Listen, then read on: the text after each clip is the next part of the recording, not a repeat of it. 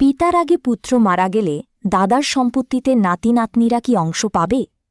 বাংলাদেশে প্রচলিত মুসলিম পারিবারিক আইন অধ্যাদেশ ১৯৬১ এর ৪ ধারা অনুযায়ী পিতার আগে পুত্র মারা গেলে তাদের সন্তানেরা নাতি নাতনিরা দাদার সম্পত্তি থেকে বঞ্চিত হবে না। আইন অনুযায়ী মৃত পুত্র সন্তান বেঁচে থাকলে যে পরিমাণ সম্পত্তি পেত সেই পরিমাণ সম্পত্তি তার সন্তানরা পাবে। মুসলিম আইন ও পারিবারিক আইনের পার্থক্য। শরিয়া বা মূল ইসলামী আইন।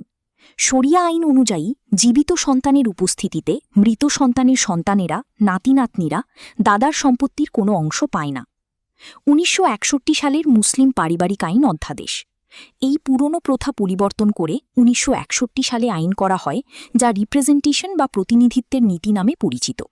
এই আইনে এতিম নাতি নাতনিদের সুরক্ষার জন্য তাদের মৃত বাবার ন্যায্য অংশটুকু সরাসরি দাদার সম্পত্তি থেকে পাওয়ার অধিকার দেওয়া হয়েছে।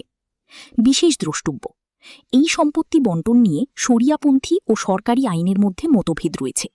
নাতি নাতনিরা তাদের ন্যায্য অংশ থেকে বঞ্চিত হলে আদালতের দ্বারস্থ হতে পারে। যে কোনো আইনি পদক্ষেপ নেওয়ার আগে একজন অভিজ্ঞ আইনজীবীর পরামর্শ নেওয়া উচিত।